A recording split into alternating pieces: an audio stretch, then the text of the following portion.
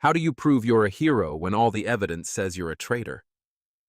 In November 1942, NKVD officers dragged Ivan Petrov from his village near Smolensk, accused of spying for the Germans. The evidence was damning.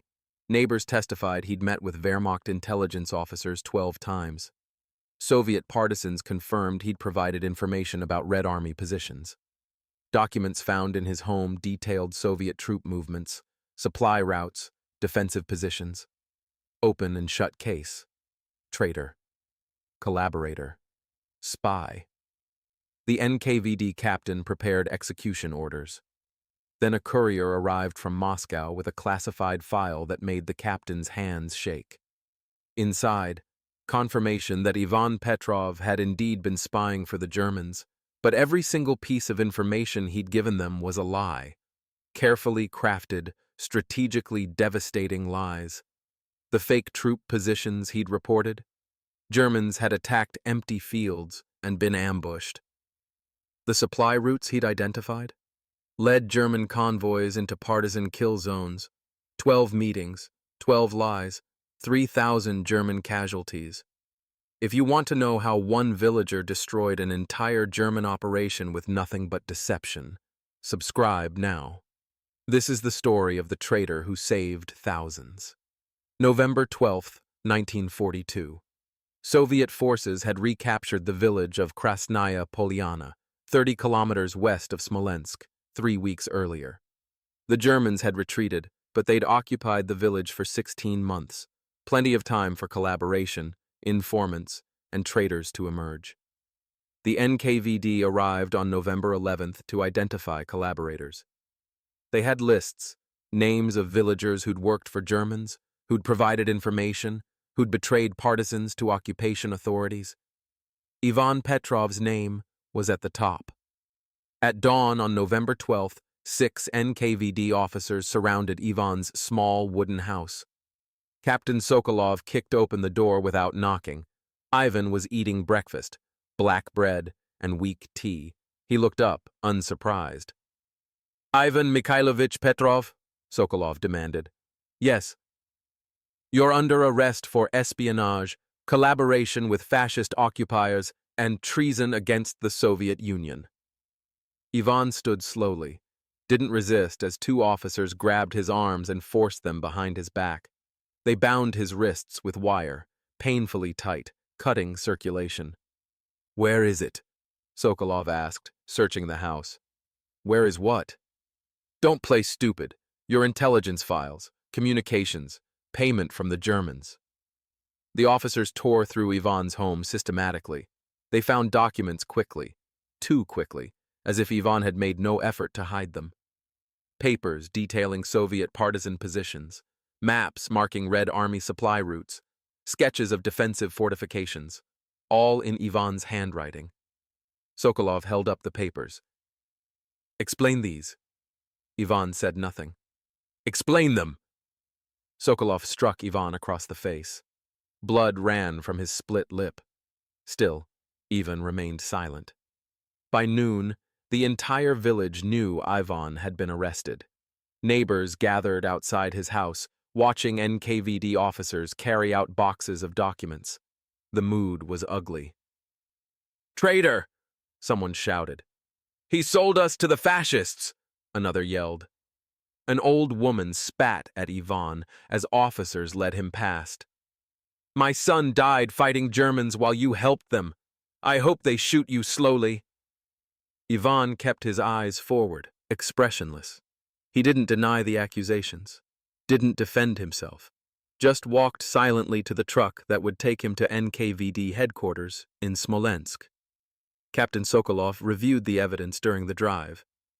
12 documented meetings between Ivan and German intelligence officers.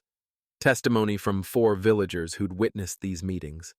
Physical documents in Ivan's possession containing classified Soviet military information. This was the easiest case Sokolov had handled in months. Petrov was clearly guilty. The only question was whether to execute him immediately or extract more information through interrogation. Sokolov opened a file. "Let's review what we know. September 1941. Germans occupy your village. October 1941. You make first contact with Wehrmacht intelligence officer Hauptmann Klaus Becker, correct? Ivan nodded. Between October 1941 and October 1942, you meet with German intelligence 12 times. You provide information about Soviet partisan positions, Red Army movements, supply routes, defensive fortifications, correct? Yes. You received payment for this information? Food, medicine, protection for my family. Sokolov made notes. We have testimony from 4 witnesses. Bring in the first. An NKVD officer brought in Mikhail Volkov, a villager who'd been in the local Soviet before occupation. Mikhail wouldn't look at Ivan. Tell Captain Sokolov what you saw, the officer ordered. Mikhail spoke quietly. Last winter, February 1942. I saw Ivan meeting with German officer in the old church. They talked for an hour.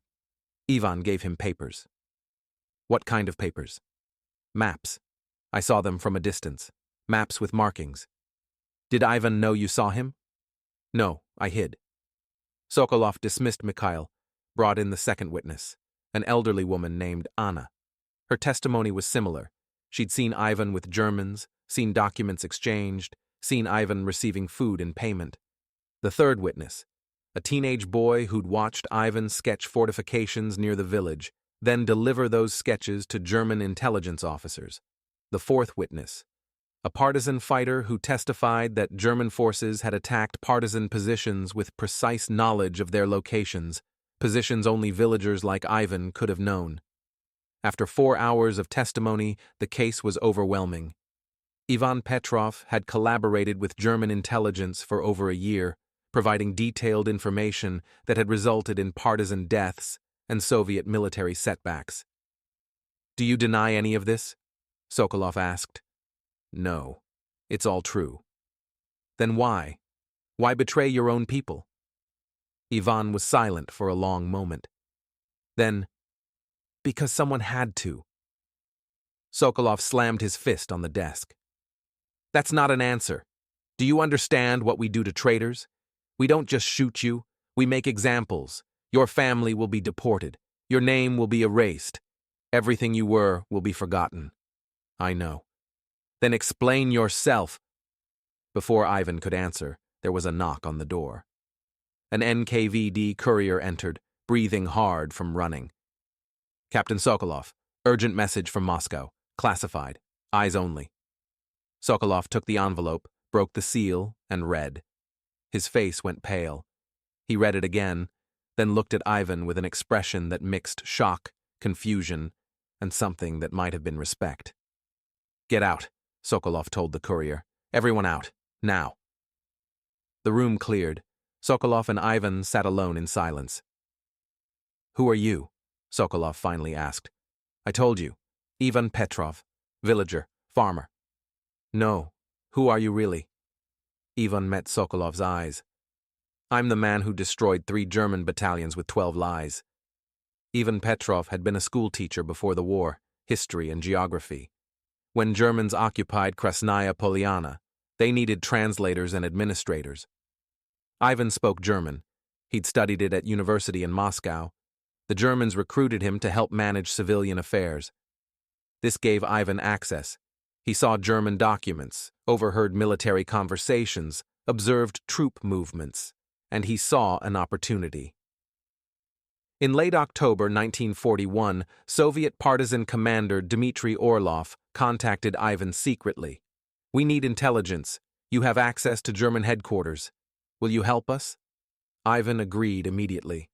For 2 weeks, he passed legitimate intelligence to partisans. German patrol schedules, supply convoy routes, officer locations. The information helped partisans execute 3 successful ambushes. Then, in early November, disaster. Germans captured a partisan courier carrying messages. Under interrogation, the courier broke and revealed that someone in Krasnaya Polyana was providing intelligence to Soviet forces. The Germans investigated. They narrowed suspects to 5 villagers with access to military information. Ivan was one of them. Hauptmann Klaus Becker, Wehrmacht intelligence officer, interviewed each suspect. He was But accepting also meant access to German intelligence operations, meant the ability to influence what information Germans received, meant the possibility, remote, dangerous, but real, of turning collaboration into weapon. "I'll do it," Ivan said. That night, Ivan contacted Dmitry Orlov through a dead drop. He explained the situation. Germans had recruited him as an informant. He could refuse and be executed, or accept and potentially turn the recruitment into advantage. Orlov consulted with Soviet intelligence in Moscow. The response came 3 days later. "Accept German recruitment. Report to them. But everything you tell them must be lies. We will provide false information. Your mission: make Germans trust you, then feed them disinformation that destroys them." So Ivan became a double agent. Not by choice, really. By necessity. And from November 1941 onward, he walked the most dangerous path imaginable, pretending to betray the Soviet Union to actually save it. The first false intelligence report Ivan delivered to Hauptmann Becker in November 1941, Soviet partisan base located 5 kilometers east of the village, approximately 40 fighters, poorly armed, no defensive positions. Becker sent a company to attack. They found nothing, empty forest.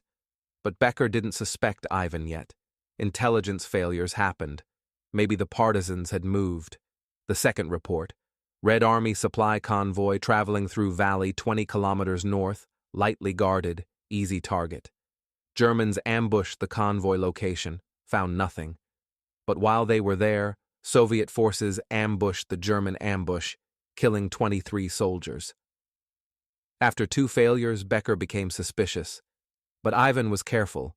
His third and fourth reports contained real, verifiable information, minor details that wouldn't harm Soviet operations, but proved Ivan had genuine access to intelligence. Becker's trust rebuilt, and Ivan continued the deadly game. 9 true reports to establish credibility, then 3 false reports that led Germans into disasters. Over 12 months, Ivan fed Germans information that resulted in 3 major German attacks on partisan positions that were actually kill zones, 2 supply convoys redirected into partisan ambushes, 1 entire German battalion positioned to defend strategic crossing that Soviets never attacked, leaving a real strategic position undefended. The cost: Ivan's reputation, his safety, his soul. Everyone believed he was a traitor. His neighbors hated him. His family suffered social isolation. And every day he lived with the knowledge that if Germans ever discovered the deception, they'd torture him to death. But he continued, because someone had to. Captain Sokolov read the classified file from Moscow with growing astonishment. It contained detailed records of Ivan's 12 meetings with German intelligence and the operational consequences of each false report.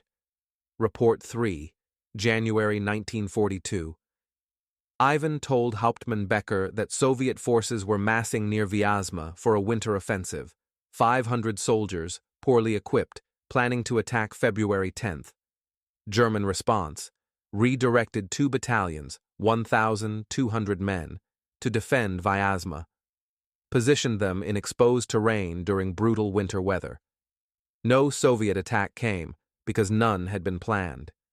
German battalions suffered 187 casualties from frostbite, 34 deaths from exposure, massive equipment losses. And while Germans concentrated forces at Vyazma, Soviet forces actually attacked 50 kilometers south at Gzhatsk, a position left weakened because Germans had moved troops away. Report 5, March 1942. Ivan reported that Soviet partisans had established a major supply cache in a forest 15 kilometers northeast. Food, ammunition, medicine for partisan operations throughout the region. German response: battalion strength raid, 800 men, to capture the cache. They found empty forest and walked into a prepared ambush. Soviet partisans and Red Army troops surrounded them, destroyed communication equipment, prevented retreat. 214 German casualties. The supply cache had never existed. Report 7, June 1942. Ivan identified what he claimed was a critical Soviet command post, location where partisan leadership coordinated operations across the entire sector. German response: elite assault team, 40 SS soldiers, launched night raid to capture or kill Soviet commanders. The command post was actually a decoy position manned by Soviet soldiers expecting the attack. All 40 SS soldiers killed or captured. Germans lost their most experienced special operations team in the sector. Report 9, August 1942. Ivan provided detailed maps showing new Soviet defensive positions near Smolensk. German response: planned major offensive against these positions, concentrating forces, repositioning armor. They attacked September 3rd. The defensive positions didn't exist. They'd been pure fiction. While German forces attacked empty terrain, Soviet forces counterattacked German positions that had been weakened to concentrate troops for the offensive. Germans lost 400 soldiers and withdrew in disarray. Report 11, October 1942. Ivan's most devastating lie. He reported that Soviet forces had pulled back from a river crossing, leaving it lightly defended. Perfect opportunity for German breakthrough that could encircle Soviet. Moscow won't allow it, Sokolov said. You're too valuable. They'll want to use you again. Create new false identity. Infiltrate German intelligence networks. Repeat the operation. Ivan shook his head. I can't. The cost. He paused. I've been lying for 16 months. To Germans, to Soviets, to my wife, to everyone. I don't know if I remember how to tell the truth anymore. Every word I speak feels calculated now. Every relationship feels like deception. I'm not a person anymore. I'm just a weapon that lies. You saved thousands of Soviet lives and destroyed my own in the process. Was it worth it? Ivan met Sokolov's eyes. Yes, absolutely. I'd do it again. But I can't do it anymore. I'm done.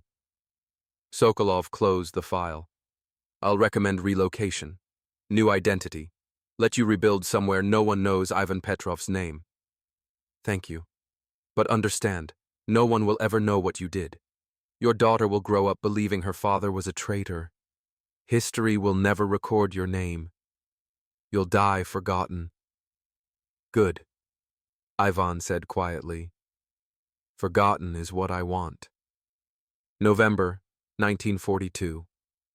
Captain Sokolov processed Ivan's release with documentation classifying him as deceased during interrogation, a lie that would protect the truth. Ivan Petrov, the traitor, officially died in NKVD custody. No burial, no marker, no record. The real Ivan received new identity papers. Sergei Volkov, factory worker from Gorky, relocating to Siberia for industrial work. A mundane life, deliberately forgettable. In December 1942, Ivan, now Sergei, boarded a train east. He carried one suitcase containing civilian clothes, a small amount of money, and a letter from Moscow thanking him for his service that he'd been ordered to memorize and burn. He burned it at the first station stop, watching the paper curl and blacken. The only written acknowledgement of what he'd done disappeared into ash. Fitting, he thought. His entire life was ash now. Ivan spent the rest of the war working in a Siberian munitions factory under his false identity. He assembled artillery shells 12 hours daily, lived in a communal barracks, spoke to no one about his past. Some workers suspected he was running from something, criminal record maybe, or political troubles. They didn't ask. Everyone in Siberia during the war was running from something. In May 1945, when Germany surrendered, the factory workers celebrated. They drank vodka, sang songs, embraced each other. Even Sergei sat alone in his bunk, unable to feel joy or relief. Just emptiness. The war he'd fought, the private secret war of lies and deception, had ended 16 months earlier when Soviet forces permanently recaptured Smolensk. His contribution was over. The Germans he'd destroyed with false intelligence were long dead, and no one would ever know. After the war, Ivan remained in Siberia. He got a job as a clerk in a timber company, processing shipping manifests. He lived in a small apartment, never married again, never tried to contact his wife or daughter. Sergei Volkov had no family, no past, no story worth telling. In 1953, Stalin died. The NKVD was reorganized into the KGB. Files were reviewed, classified operations were reassessed. Someone in Moscow noticed that Ivan Petrov Deception Operation 1941 to 1942 had never been properly archived. They sent an inquiry to Siberia. Is Sergei Volkov still alive? Does he require assistance? Ivan responded through official channels. Alive. Requires nothing. Request no further contact. The KGB respected his wish.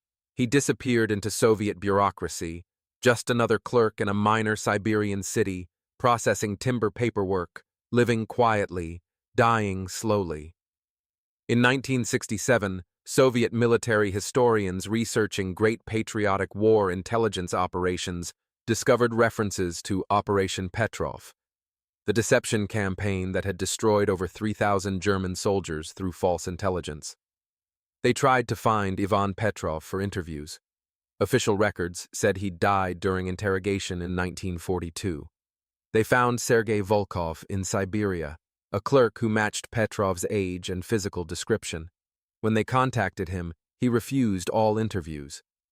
"I'm not who you're looking for," he insisted. "Ivan Petrov died in 1942. I'm just a clerk."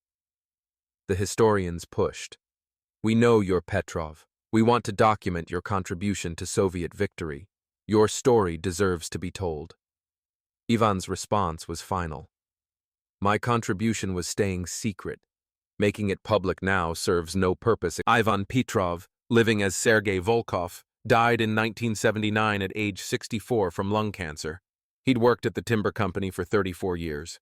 Colleagues knew him as quiet, competent, unremarkable. At his funeral, 8 people attended, co-workers obligated by social convention. No family, no friends, no one who knew who he'd really been. He was buried in a Siberian municipal cemetery under the name Sergei Volkov. His gravestone had no military decorations, no Hero of the Soviet Union designation, no acknowledgement of service. Just name and dates, 1915 to 1979. The real Ivan Petrov, the man who'd destroyed 3,247 Germans through deception, didn't exist in any public record. The official story remained: traitor, executed during interrogation, forgotten. His wife remarried in 1946. His daughter grew up believing her father had been a collaborator who'd betrayed the Soviet Union. She changed her surname, erased any connection to the Petrov name. When she died in 2003, her obituary made no mention of her father. The village of Krasnaya Poliana erected a memorial in 1965, listing residents who'd died fighting fascism. Ivan Petrov's name wasn't on it. Instead, there was a separate small plaque. We also remember those who betrayed their country and brought shame to this village. Ivan's name was on that plaque. In 1991, the Soviet Union collapsed. KGB archives were partially opened to researchers. Among declassified files, Operation Petrov, a brief summary of the deception campaign, confirming that Ivan Petrov had been a Soviet intelligence asset who'd fed false information to Germans with devastating effect.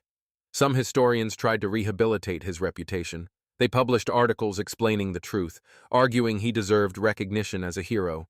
But by then, everyone who'd known Ivan was dead. His daughter had died. His wife had died. His neighbors from Krasnaya Poliana were gone. There was no one left to vindicate, no family to redeem, no community to apologize to. Just a name in an archive. A brief operational summary. A footnote in intelligence history. Ivan would have preferred it that way. Today, Operation Petrov is mentioned in some academic texts about Soviet intelligence operations during World War II. It's cited as an example of successful deception campaigns, proof that disinformation could be as effective as military force. But Ivan Petrov himself remains largely unknown. No statues, no street names, no public memorials. Search for his name online and you'll find almost nothing, just brief references in specialized historical texts. His sacrifice was absolute.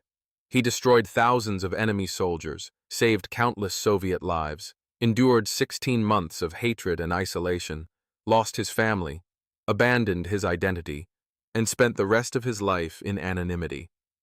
And he chose that, actively chose obscurity over recognition, because he understood that his mission's success depended on secrecy even after the war ended. Here's the truth about Ivan Petrov. He was one of thousands of intelligence operatives whose work remained classified not just during the war, but decades afterward. Men and women who fought with lies instead of bullets, who sacrificed their reputations instead of their lives, who understood that some victories must stay secret to remain meaningful. The Germans thought he was their asset. His neighbors thought he was a traitor. His family thought he'd betrayed them. Only 2 men in Moscow knew the truth, and Ivan kept that truth buried for 37 years until death finally released him from the burden of his own deception. If this story changed how you think about unrecognized sacrifice, hit subscribe. Drop a comment about heroes who will never receive recognition. Share this so Ivan Petrov's name appears somewhere besides classified archives, so a man who saved thousands while being hated by everyone is finally remembered. He destroyed 3,247 German soldiers with 12 carefully crafted lies. He sacrificed his family, his reputation, his identity, his entire life. And he died forgotten in Siberia under a false name because secrecy mattered more than glory. Remember, not all heroes wear uniforms. Some wear the mask of the enemy. Some endure hatred to save lives. Some die without recognition because recognition would diminish what they accomplished. They arrested him as a traitor. He was actually one of the most effective intelligence operatives of World War II, but he'll never appear in history books, never be honored with monuments, never be remembered except by people who read stories like this. Ivan Petrov, traitor to those who knew him, hero to those who never will. The man who proved that sometimes the greatest weapon isn't a gun, it's a lie told to the right person at the right time. He lied to Germans for 16 months. He lied so well, so convincingly, that 3,247 of them died believing his lies. And then he disappeared into history, taking his truth with him.